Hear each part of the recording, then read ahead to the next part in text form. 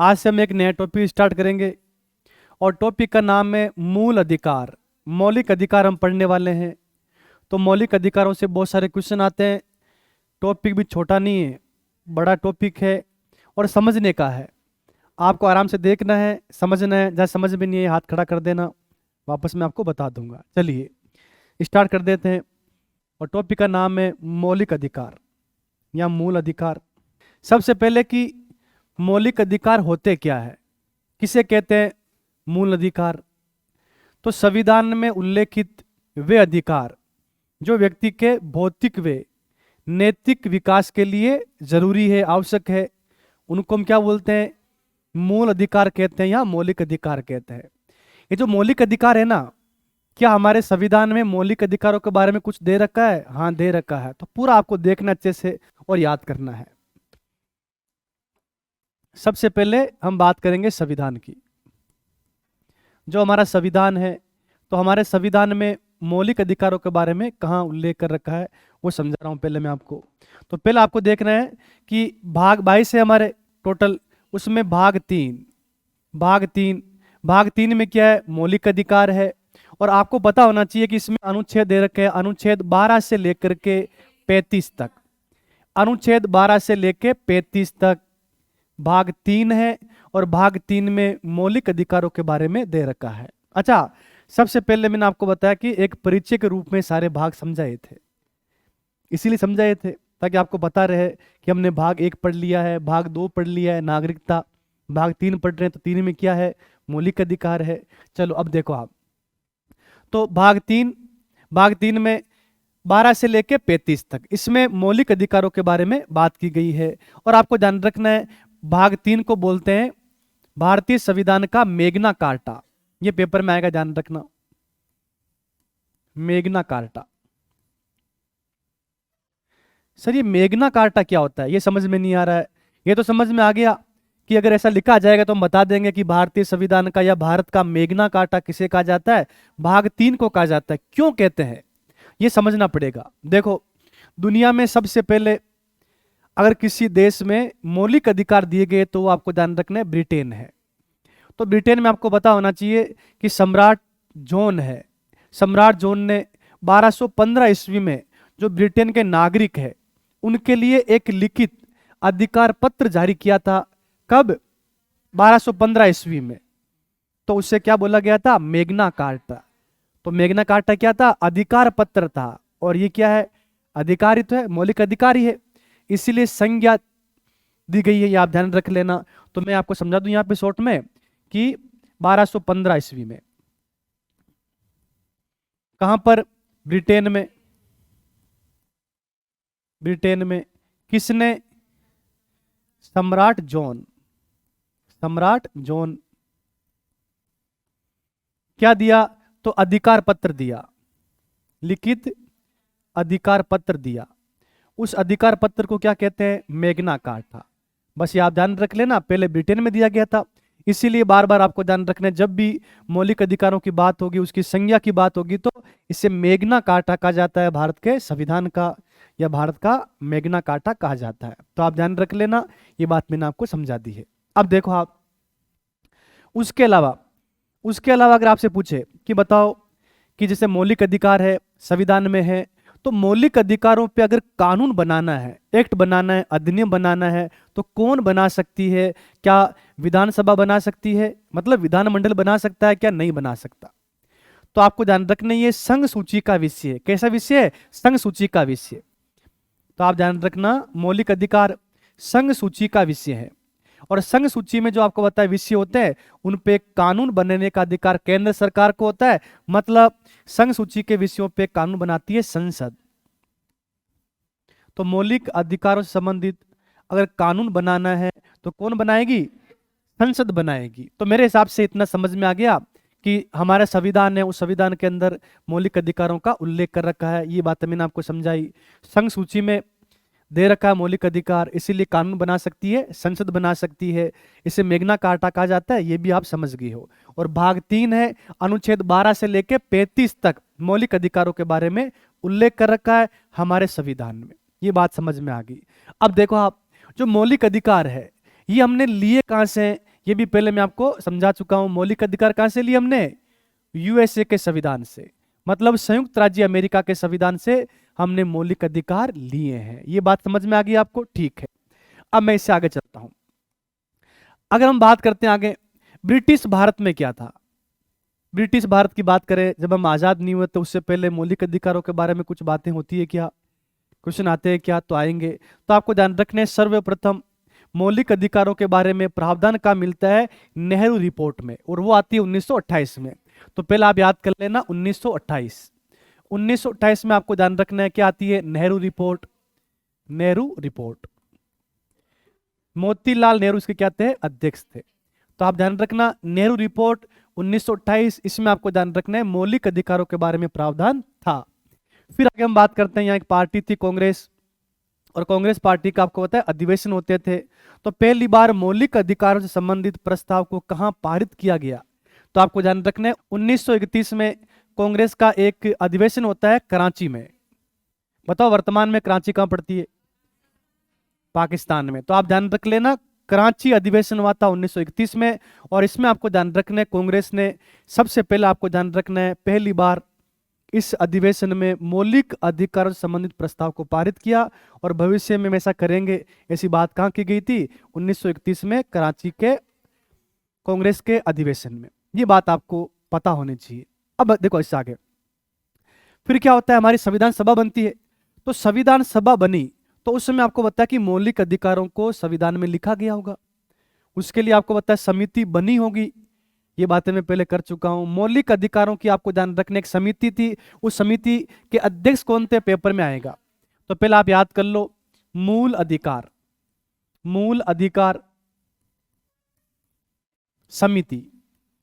अब समिति आपको ध्यान रखने दो थी, एक तो थी मूल अधिकार समिति। अब इसके अध्यक्ष कौन थे? सरदार वल्लभ भाई पटेल। तो याद कर लेना, सरदार वल्लभ भाई पटेल, शॉर्ट में लिख रहा हूं, सरदार वल्लभ भाई पटेल थे ना। वो तो आपको ध्यान रखने क्या थे? अध्यक्ष थे किसके? समिति के। लेकिन एक बनती है उप समिति, ये भी आप ध्यान रखना, मौलिक अधिकारों की उप समिति। अब इसके अध्यक्ष कौन बने थे? जेबी कृपलानी। कौन बने थे? जेबी कृपलानी। जेबी कृपलानी। मेरे हिसाब से इतनी बातें जो मैंने समझाई है ना, वो आपको समझ में आ गई है। समझ में आ गया आपको? उप समिति में कौन है? जेबी कृपलानी। और समिति में कौन है? सरदार वल्लभ भाई पटेल। और आपको बताया 1931 में कराची का कांग्रेस का अधिवेशन, प्रस्ताव पारित किया गया था। और सबसे पहले प्रावधान का मिलता है 1928 में नेहरू रिपोर्ट में। यहां तक आपको समझ में आ गया है, ठीक है ना? अब इससे मैं करवाता हूं पहले रीड आउट। भाग 3, और भाग 3 में क्या है? मूल अधिकार। ठीक है, सबसे पहले कि मूल अधिकार होता है क्या, इसकी परिभाषा लिखी है मैंने। ठीक है, तो मूल अधिकार संविधान में उल्लेखित वे अधिकार हैं जो व्यक्ति के भौतिक, भौतिक में क्या है? सामाजिक, आर्थिक, राजनीतिक, वे नैतिक, नैतिक में क्या है? आध्यात्मिक, धार्मिक, मतलब भौतिक व नैतिक विकास। ये क्या लिखा हुआ? विकास, विकास हेतु क्या है? आवश्यक है। उसे हम क्या बोलते हैं? मौलिक अधिकार कहते हैं। ठीक है, फिर लिखा है संवैधानिक उपबंध। संविधान में कहां दे रखा है? तो मौलिक अधिकारों का उल्लेख है वो भाग 3। भाग 3 में अनुच्छेद 12, अनुच्छेद 12 से लेके अनुच्छेद 35 तक ये आपको ध्यान रखना है, मिलता है। फिर मूल अधिकार संयुक्त राज्य अमेरिका, मतलब यूएसए के संविधान से क्या है? प्रेरित है, वहां से लिया गया है। इतना तो आपको समझ में आ रखा अच्छे से। अब नेक्स्ट देखो आप, संविधान के भाग 3, भाग 3 को भारतीय संविधान या भारत का मेग्ना कार्टा कहा जाता है। ये आपको ध्यान रखना है, ध्यान रहे मेग्ना कार्टा क्या होता है। विश्व में मूल अधिकारों की शुरुआत है, वो ध्यान रखना है 1215 ईस्वी में ब्रिटेन में हुई। ब्रिटेन के सम्राट जॉन ने ब्रिटेन के नागरिकों के लिए लिखित अधिकार पत्र जारी किया, जिसे क्या बोलते हैं? मेग्ना कार्टा कहा जाता है। यहां तक आपको समझ में आ गया है। चलिए अब नेक्स्ट देखो आप, ब्रिटिश भारत में सर्वप्रथम मूल अधिकारों का जो प्रावधान है वो नेहरू रिपोर्ट 1928 में किया गया था, ये भी याद हो गया है।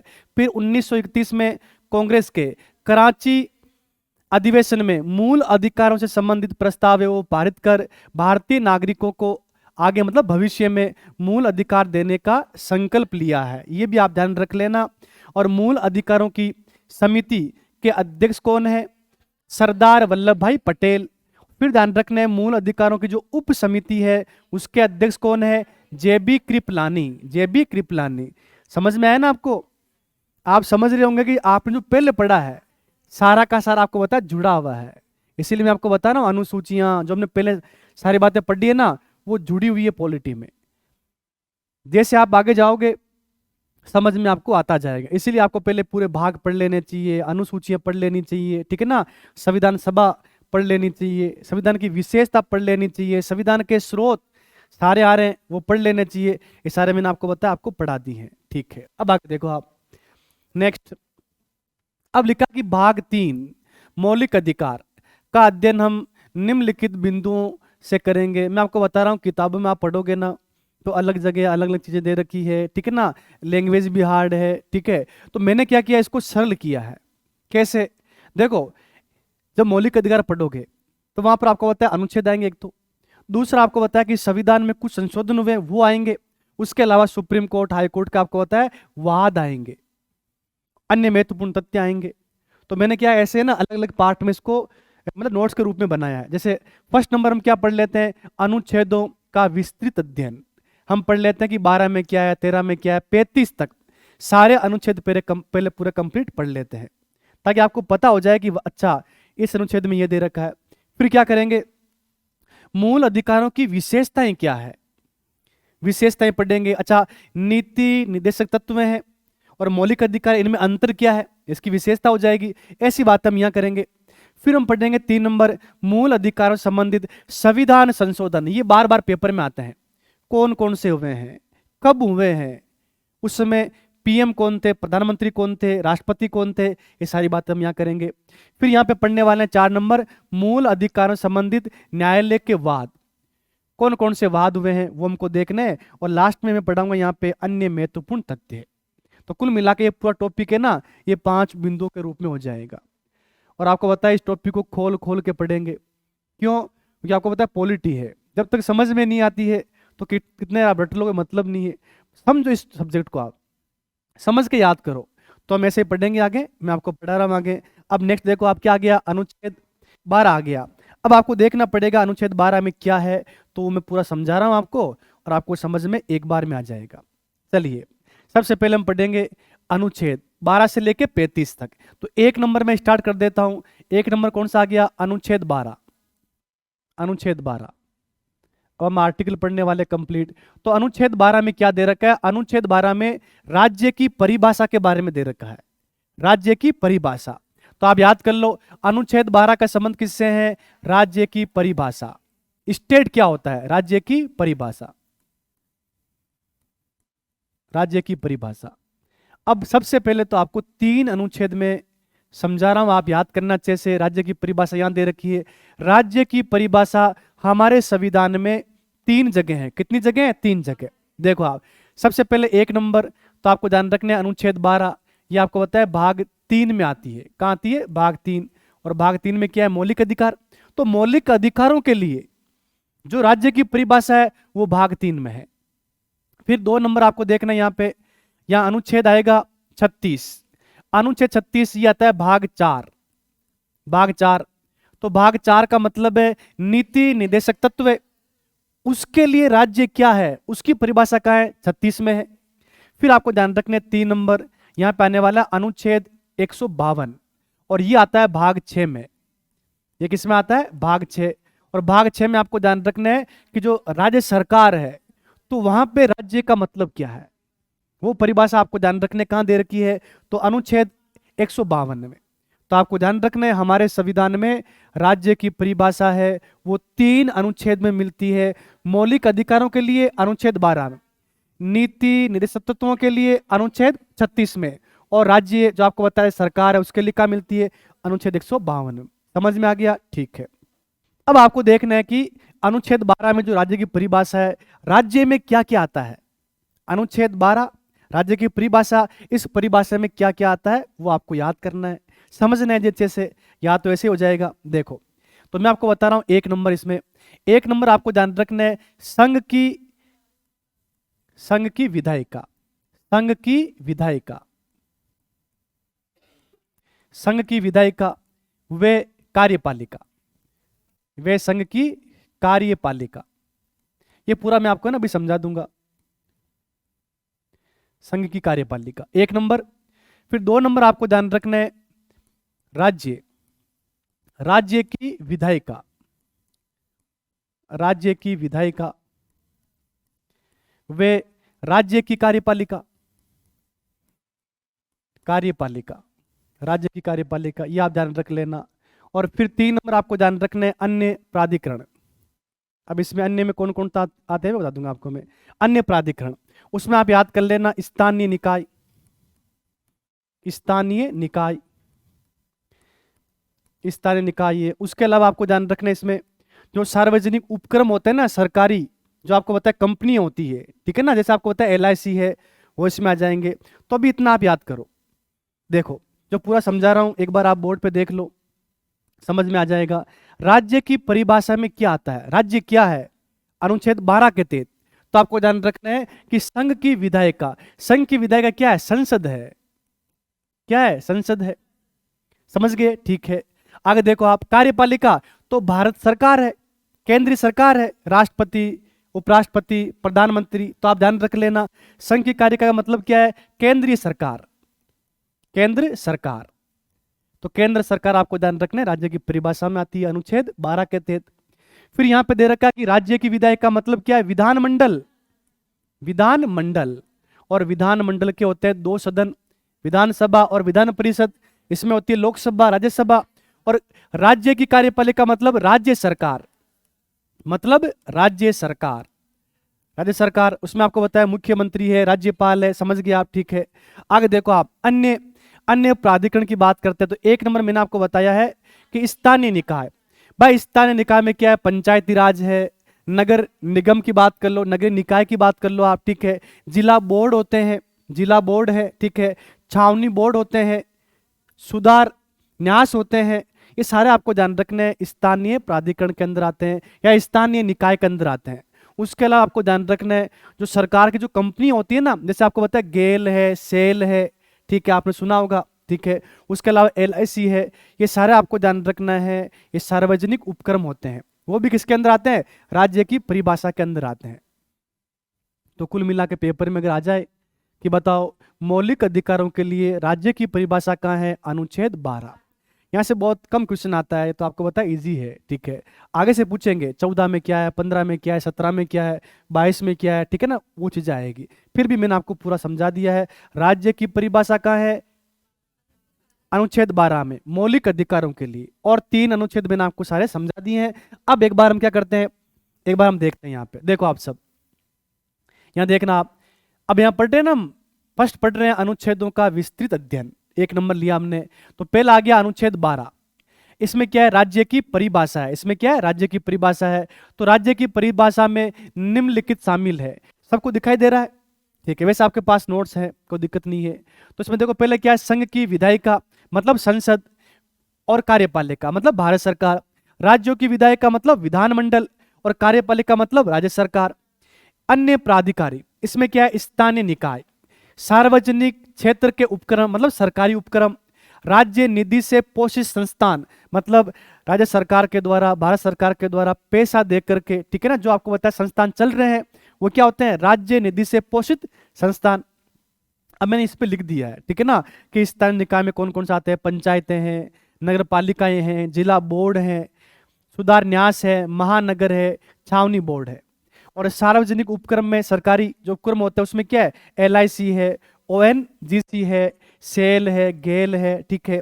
ध्यान रहे राज्य की परिभाषा 3 अनुच्छेदों में मिलती है, जो आपको याद है, बताओ कौन कौन से, 12, 36, 152, ठीक है। देखो आप 1 नंबर का है अनुच्छेद 12 भाग 3, समझ में आ गया। फिर यहां पर क्या है, अनुच्छेद 36 भाग 4 और अनुच्छेद 152 भाग 6 राज्य क्षेत्र के लिए क्या है, परिभाषा। तो कुल मिला के आप क्या कर रहे हो, याद कर रहे हो, इतना आपको याद हो गया है। अब अनुच्छेद 1 पूरा हो गया, अब अनुच्छेद कौन सा, अनुच्छेद 13 आएगा, कौन सा आएगा, 13। अब 13 तो आपको समझना पड़ेगा, सारी बातें मैं आपको समझाऊंगा और ये समझने का अच्छे से, चलो मैं समझाता हूं आपको, आप समझना अच्छे से। अनुच्छेद 13। अनुच्छेद 13 में आपको ध्यान रखने 4 खंड है इसके, ठीक है। तो 4 कौन कौन से हैं सारे मैं आपको समझा देता हूं पहले। एक तो आपको ध्यान रखने 13(1), फिर 13(2), हाँ गिनती आपको आती है, और 13(4). अब ये याद करना पड़ेगा। अब इसमें क्या है एक साथ समझाऊंगा तो समझ में आपको आ जाएगा। देखो अनुच्छेद 13(1), एक में ये दे रखा है मौलिक अधिकार के द्वारा, या मतलब हमारा संविधान जिस दिन से लागू होता है, अगर उससे पहले कोई विधियां बनी हुई है, कोई कानून बने हुए। देखो किताबों में आपको बताया कि हार्ड लैंग्वेज में लिखा है, मैं बिल्कुल सामान्य बात में आपको समझा रहा हूं। तो आपको ध्यान रखना है कि अनुच्छेद 13(1) इसमें क्या है, इसमें यह दे रखा है कि संविधान लागू हुआ, उससे पहले भी तो विधियां बनी हुई थी, कानून बने हुए थे, ठीक है। उसका क्या होगा, तो मैं आपको बता रहा हूं कि ऐसी विधियां जो संविधान से पहले थी, संविधान निर्माण से पहले थी, संविधान लागू होने से पहले थी, और वो विधियां मौलिक अधिकारों के विरुद्ध है, तो वो सभी विधियां जहां तक विरुद्ध है शून्य हो जाएगी, समाप्त हो जाएगी। उदाहरण दूंगा मैं आपको, समझा दूंगा, ठीक है ना। तो पहली बात कि संविधान जब हमारा लागू हो गया, मौलिक अधिकार हमको मिल गए हैं, और संविधान लागू होने से पहले जो विधियां थी, कानून बने हुए थे, भाई कानून तो पहले भी तो थे, वो कहां तक शून्य हो जाएंगे, जहां तक वो मौलिक अधिकारों का हनन करते हैं, या मौलिक अधिकार है ना उनको आपको उनके विरोधी है, वहां तक वो क्या हो जाएंगे, शून्य हो जाएंगे, और आगे जारी रहेंगे। जो जो आपको बताया विरोधी है वो क्या हो जाएंगे, शून्य हो जाएंगे। ये बात कहां दे रखी है, ये 13(1) में दे रखी है। तो आप ध्यान रख लेना, संविधान से पहले, तो लिखता हूं मैं पहले की विधियां, ये शॉर्ट में बता रहा हूं याद करने का तरीका। मतलब संविधान लागू होने से पहले की जो विधियां हैं उनके बारे में कहा है, 1 में दे रखा है, ठीक है, ये आप ध्यान रख लेना। फिर 3 में आपको ध्यान रखना है पृथक्करण का सिद्धांत है। वो क्या होता है वो मैं आपको पहले समझा रहा हूं, फिर आपको लिख के बता दूंगा। देखो पृथक्करण का सिद्धांत, ठीक है, इसे बोलते हैं ग्रहण का सिद्धांत या आच्छादन का सिद्धांत, इसमें आता है वो सारी बातें हम आगे पढ़ेंगे ना विस्तृत रूप से, तो वहां समझ में आ जाए। अभी शॉर्ट में याद करो कि 1 में क्या, 2 में क्या, 3 में क्या, 4 में क्या। तो 2 की बात करते हैं। 2 में दे रखा है कि संसद ऐसी कोई विधि नहीं बनाएगी जो मौलिक अधिकारों का हनन करती हो, उनको प्रभावित करती हो। अगर ऐसी कोई विधि बनाएगी तो आपको ध्यान रखना है न्यायालय, ठीक है ना, उसकी जांच करेगा। न्यायिक समीक्षा की बात यहां होती है, ठीक है ना, सुप्रीम कोर्ट आपको बताए उसकी जांच करेगा। जहां तक मान लेते हैं कि कोई विधि बनाई, कोई कानून बनाया संसद ने, और वो आपको मान लेते हैं कि 5 पन्नों का है और 5 पेज है, 5 पेज में 1 पेज ऐसा है जो आपको बताया कि मौलिक अधिकारों का हनन करता है, तो उस 1 पेज को हटा देंगे और 4 पेज लागू रहेंगे। समझ गए ना। ये कौन करेगा, ये आपको बताया न्यायालय करेगा, न्यायालय करेगा। तो न्यायालय ने क्या किया, पृथक्करण किया है, छांट दिया है, एक कानून को छांट दिया है। जो विधियां आपको बताया कि मौलिक अधिकारों के हनन करने वाली है, उसको प्रभावित करने वाली है, उसको तो हटा दिया, और जो बाकी है वो कानून के रूप में आगे जारी रहेगी। तो संसद ऐसी कोई विधि नहीं बनाएगी जो मौलिक अधिकारों को हनन करती हो। वो बात कहां मिलेगी आपको, 13(2) के अंदर, ठीक है ना। संसद की बात कर रहे हैं हम, संसद ऐसी कोई विधि नहीं बनाएगी, कोई विधि नहीं बनाएगी, मतलब ये समझ जाओगे आप। इसमें न्यायिक समीक्षा के बारे में दे रखा है कि न्यायालय जांच कर सकता है, उसके बारे में दे रखा है, इसे हम पृथक्करण का सिद्धांत कहते हैं, ठीक है। अभी शॉर्ट में समझा रहा हूं, फिर आगे हम देखेंगे उदाहरण देकर के। अब ये आ गया 3 में आपको ध्यान रखना है विधि की परिभाषा है, विधि की परिभाषा। विधि क्या होती है, किसे कहते हैं विधि, उसकी परिभाषा दे रखी है। जैसे आपको बताया कि संसद है, और आपको बताया विधानसभा की बात कर ले तब ना विधानमंडल है, जो विधानमंडल ने, संसद ने जो कानून बनाए हैं वो विधि की परिभाषा में आते हैं। राष्ट्रपति ने, राज्यपाल ने जो अध्यादेश जारी किए हैं वो विधि की परिभाषा में आते हैं, ये आप ध्यान रख लेना। और फिर यहां पर आता है 13(4), इसमें आपको ध्यान रखना है संविधान संशोधन की बात है, संविधान संशोधन की बात है। और ये तो आपको बताया जोड़ा गया है 24वां संविधान संशोधन 1971, 24वां संविधान संशोधन 1971। इसमें कहा गया है कि जो अनुच्छेद 368 के तहत, जो आपको पता है 2 प्रकार से होता है उसमें। वैसे संविधान में संशोधन 3 प्रकार से होता है। एक होता है साधारण बहुमत से, वो अनुच्छेद 368 के तहत नहीं होता है। अनुच्छेद 368 में 2 ही है, एक तो विशेष बहुमत से, एक विशेष बहुमत प्लस आधे राज्यों का समर्थन। तो इसमें कहा गया है कि अनुच्छेद 368 के तहत होने वाला संविधान संशोधन है वो 13 के परिभाषा में नहीं आता है। मतलब 13 में जो दे रखे ना, उनको आपको बताया कि वो उनकी भाषा में नहीं आता, परिभाषा में नहीं आता है। कुल मिलाकर आपको ध्यान रखना है कि जो आपको पता है ये कह रहा है अनुच्छेद कि संसद ऐसी कोई विधि नहीं बनाएगी तो उस पर लागू नहीं होती है, संविधान संशोधन पे लागू नहीं होती है। इसका मतलब ये है कि अनुच्छेद 13(4) के तहत मौलिक अधिकारों में संशोधन किया जा सकता है, कई बार संशोधन हो चुका है। तो पेपर में आए ना कि बताओ संविधान संशोधन मौलिक अधिकारों में किस अनुच्छेद के तहत?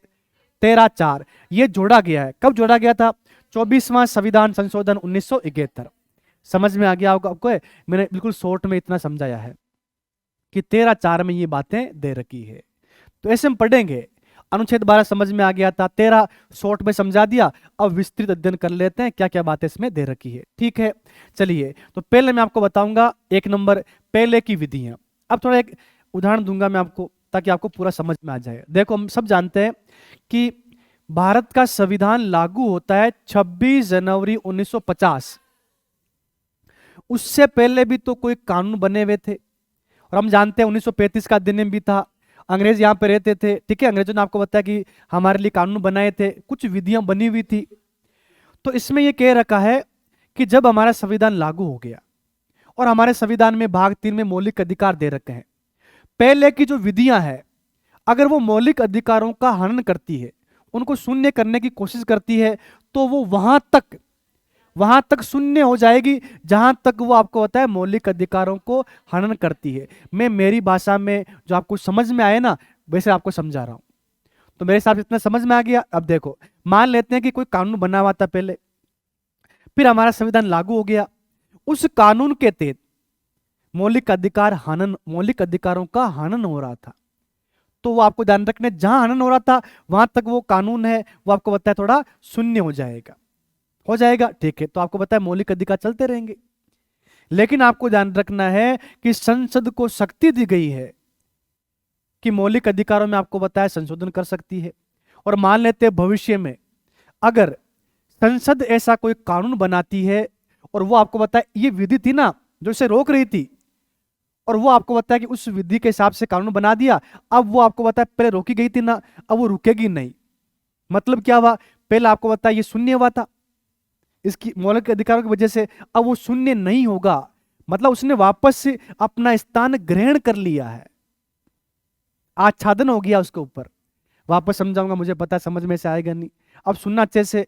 देखो आप मान लेते हैं कि पहले कानून बने हुए थे, फिर हमारा संविधान लागू हो गया, और संविधान लागू हो गया तो आपको ध्यान रखना है कि अनुच्छेद 13(1) ये कहता है कि पहले की जो विधियां हैं वो बनी हुई है वो वहां तक शून्य हो जाएगी जहां तक आपको ध्यान रखना है मौलिक अधिकारों का हनन करती हो।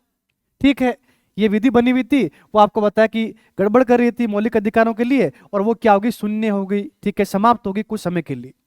लेकिन मैंने कहा ना कि संसद कानून बना सकती है, संविधान में क्या कर सकती है? संशोधन कर सकती है। और ऐसा संशोधन किया कि वो विधि आपको बताया कि वापस लागू हो सकती है, जो पहले शून्य हुई थी। अब वो आपको बताया कुछ समय के लिए छुप गई थी, उसने अपना स्थान वापस ग्रहण कर लिया। तो ग्रहणता का सिद्धांत है, आच्छादन का सिद्धांत है, वो 13(1) के तहत आता है। बार बार पढ़ोगे ना सारी बातें समझ में आ जाएगी। ठीक है, अब देखो वापस मैं इसे करवाता हूं रीड आउट तो और समझ में आएगा। बोर्ड पे देखो आप, अनुच्छेद 13 मूल अधिकारों से असंगत या उनका अल्पीकरण करने वाली विधियों के बारे में दे रखा है। इसमें कितने खंड है? 4। 13(1) है, 2 है, 3 है, 4 है। देखो आप, इस अनुच्छेद की सबसे बड़ी विशेषता क्या है कि यह न्यायपालिका को न्यायिक पुनरावलोकन, जुडिशियल रिव्यू मतलब न्यायिक समीक्षा की शक्ति प्रदान करता है। मैंने आपको बताया ना कि संसद ने कोई विधि बनाई है, कोई कानून बनाया है, उसकी जांच कर सकता है न्यायालय। तो वो क्या हो गया, न्यायिक पुनरावलोकन हो गया, न्यायिक समीक्षा होगी। ये आप ध्यान रख लेना। आगे देखो आप, अब मैंने यहां सारी बातें लिखी है ताकि आप हर चीज को ना पहले याद करो फिर डिटेल में पढ़ो। हर जगह लिखा मैंने, सभी अनुच्छेदों को पहले शॉर्ट में लिखा है। देखो यहाँ लिखा है ना, 13(1) पूर्व की विधियां, पहले की विधियां। 13(2) प्रत्यक्करण का सिद्धांत, समझ गए आप। 13(3) विधि की परिभाषा। और 13(4) में क्या है, मूल अधिकारों में संशोधन। ये शॉर्ट में याद करना। फिर आपको बताया कि नोट्स को एक तरफ रख देना, फिर अपने आप मन में बोलना। आपको गलती हुई वापस देखो। इस तरह से आप पढ़ोगे ना तो आपको सारी बातें याद हो जाएगी। अब देखो यहां पर 13(1) संविधान के लागू होने के ठीक पहले भारत में प्रचलित सभी विधियां उस मात्रा तक शून्य होगी जिस तक वे भाग 3 मौलिक अधिकार के उपबंधों से असंगत है। समझ में आ गया ना आपको? ठीक है, असंगत मतलब मेल नहीं खाती हो। आगे देखो आप, गृहणता का सिद्धांत इसी में दे रखा है, इसे बोलते हैं आच्छादन का सिद्धांत। संविधान पूर्व की कोई विधि जो मूल अधिकारों से असंगत है वो असंगति की सीमा तक शून्य होगी, लेकिन कालांतर में, भविष्य में संसद संविधान के मूल अधिकारों में संशोधन करती है तथा इससे वे असंगति समाप्त हो जाती है तो संविधान पूर्व की विधि पुनर्जीवित हो जाएगी। इसी सिद्धांत को हम क्या बोलते हैं, गृहणता का सिद्धांत। मैंने शॉर्ट में समझाया है कि वो अपना स्थान वापस ग्रहण कर लेती है, उसके ऊपर आच्छादित हो जाती है। आच्छादन का सिद्धांत आप याद कर लो। ठीक, देखो आप, भाई पहले कोई कानून बना है और वो अभी असंगत है, सीधी सी बात है, ये कानून समाप्त हो जाएगा। लेकिन संसद आपको बताया कि संशोधन कर सकती है। ऐसा संशोधन किया कि वो जो कानून असंगत था ना वो संगत हो गया, तो फिर आपको बताया वो वापस लागू हो जाएगा। उसने अपना स्थान ग्रहण कर लिया है, तो गृहणता का सिद्धांत ऐसे याद करना है। पर भाई किताबों में तो अलग अलग भाषाओं में लिखा है, अलग अलग लैंग्वेज में लिखा है, लेकिन मैं आपको बिल्कुल इजी लैंग्वेज में समझा रहा हूँ। पेपर में क्वेश्चन आएगा, गलत आपका नहीं होगा। ठीक है, अब आगे देखो आप, ये हो गया 13(1). फिर यहाँ पे 13(2). अब 13(2) की बात कर लेते हैं, उदाहरण दे देता हूं मैं आपको। ठीक है, तो कुल मिलाकर आपको ध्यान रखना है, संसद ऐसा कोई कानून नहीं बनाएगी जो आपको बताया कि मौलिक अधिकारों का हनन करती हो। ठीक है, ये आप ध्यान रख लेना। अगर बनाती है तो वहां तक वो शून्य हो जाएगा जहां तक आपको बताया मौलिक अधिकारों का हनन करती हो। और आपको बताया इसकी जांच कौन करेगा, सुप्रीम कोर्ट करेगा। ये आपको ध्यान रखना है। मान लेते हैं कि आपको घूमने की स्वतंत्रता है और आपको बताया कि संसद ने क्या बना दिया, कानून बना दिया कि आप है ना राजस्थान में जैसलमेर जिले में नहीं जा सकते। तो आपको बताया वो आपके मौलिक अधिकारों को क्या हो रहा है, हनन हो रहा है। मैं तो इसे बता रहा हूं सिंपल भाषा में। तो वो आपको बताया आपके मौलिक अधिकारों का हनन हो रहा है, तो फिर सुप्रीम कोर्ट क्या करेगी, जांच करेगी। जहां तक वो आपको बताया कि असंगत है उसे वो हटा देगी और जो बाकी है वो बचा हुआ रहेगा। प्रत्यक्करण कर दिया है, जो आपको बताया संगत नहीं है उसे हटा दिया है और बाकी बचा हुआ कानून लागू हो जाएगा। जांच कौन करेगी, सुप्रीम कोर्ट करेगी, कोर्ट करेगी, ध्यान रख लेना है। तो ये आपको बताया कि ये अनुच्छेद है ना, ये आपको ध्यान रखना है, न्यायालय को न्यायिक समीक्षा, न्यायिक पुनरावलोकन की शक्ति देता है। ये बात आप ध्यान रख लें। अगर पूरा कानून ही खराब है, खराब का मतलब समझ गए ना, मौलिक अधिकार का हनन करता है, पूरे को हटा देंगे, आधा है तो आधे को हटा देंगे, बस जहां तक असंगत है वहां तक हटा देंगे। बस ये देखो आप लिखा है इसमें ये कहा गया कि संसद ऐसी कोई विधि नहीं बनाएगी जो भाग 3 में वर्णित मूल अधिकारों का उल्लंघन, हनन, शून्य करती हो। और यदि संसद ऐसी विधि बनाती है तो न्यायपालिका उसकी जांच कर सकती है, उसकी समीक्षा कर सकती है तथा न्यायपालिका उस विधि को या संपूर्ण कानून को रद्द ना करके, ये लिखा ना करके, आगे देखना, संपूर्ण कानून को रद्द ना करके केवल उसी बिंदु को अलग करके रद्द करती है जो मूल अधिकारों का उल्लंघन करता है। इसी को पृथक्करण का सिद्धांत कहा जाता है। समझ में आ गया? अगर वो पूरा करा तो पूरे को कर देंगे, 2 पेज कर रहे हैं 2 पेज को उठा देंगे।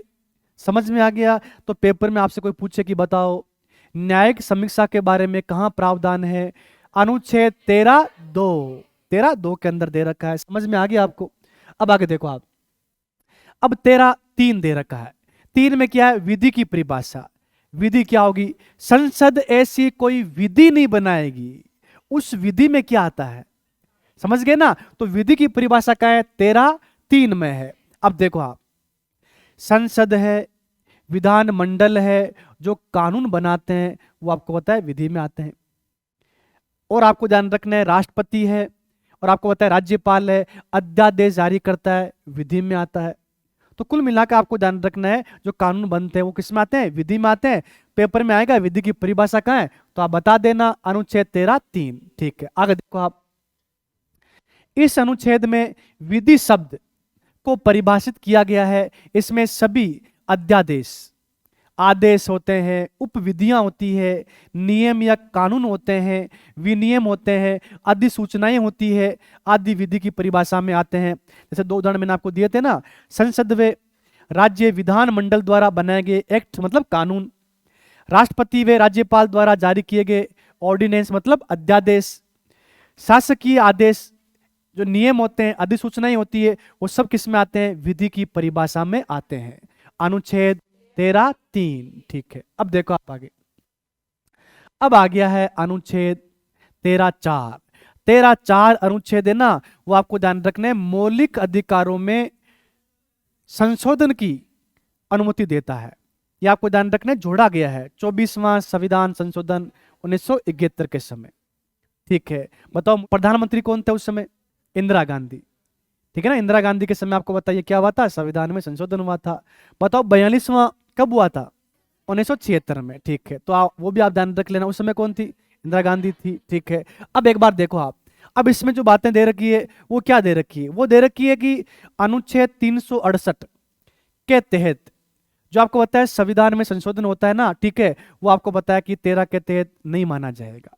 पूरा आपको देखने अच्छे से समझ में आ जाएगा। देखो, ये 24वें संविधान संशोधन अधिनियम 1971 के द्वारा जोड़ा गया। इसके तहत अनुच्छेद 13 की कोई बात, अनुच्छेद 13 की कोई बात है वो अनुच्छेद 368 के तहत किए गए संविधान संशोधन पर लागू नहीं होगी। समझ में आ गया? ठीक है, अर्थात संविधान संशोधन विधि के द्वारा इस भाग में वर्णित मौलिक अधिकारों को छीना जा सकता है। इसका मतलब ये होता है कि अगर आप मौलिक अधिकार है उसमें संशोधन कर सकते हो, लेकिन मूल ढांचा प्रभावित नहीं होना चाहिए। ये बात भी आपको ध्यान रखनी है।